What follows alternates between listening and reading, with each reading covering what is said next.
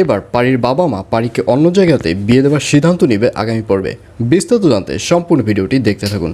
আসসালামু আলাইকুম প্রিয় দর্শক, সবার কি অবস্থা? হাজির হয়ে গেলাম দীপ্ত টিভির নিবেদিত দেনা পাওনা নাটকের 18তম পর্ব কবে প্রচারিত হবে এবং এই পর্বে কী সব ঘটতে চলছে তার অগ্রিম খবর নিয়ে।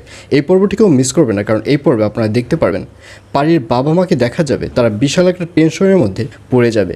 অলওয়েজ তারা পারিকে পাহারা দিতে দেখা যাবে এবং এক পর্যায়ে পারির বাবা মা যখন ঘুমোতে যাবে তখন পারির মা বলবে, এভাবে আর কতদিন মেয়েকে পাহারা দিয়ে রাখবে? আর এই কথা শুনে পারির বাবা বলবে, আর বেশি দিন পাহারা দিয়ে রাখতে হবে না। তখন পারির মা বলবে, তুমি কি বলতে চাচ্ছ? আমি কিছুই তো বুঝতে পারছি না।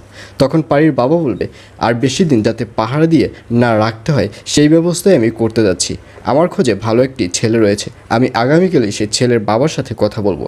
পারিকে অন্যত্র একটি জায়গায় আমি বিয়ে দেওয়ার সিদ্ধান্ত নিয়েছি। এইসব বলতে দেখা যাবে পারির বাবাকে। আর অন্যদিকে পারিকে দেখা যাবে সে এবার সিদ্ধান্ত নিয়েছে সে আর কখনোই ইরফানের সামনে আসবে না। আর এজন্যই গত পর্বে আপনারা দেখতেই পেরেছেন পারি এবং ইরফানের যত স্মৃতি রয়েছে, যত চিঠি রয়েছে, যত গিফট রয়েছে, উপহার রয়েছে, সব কিছুই পারি পুড়িয়ে ফেলেছে এবং পারির সিদ্ধান্তই এবার অটল হয়ে থাকবে।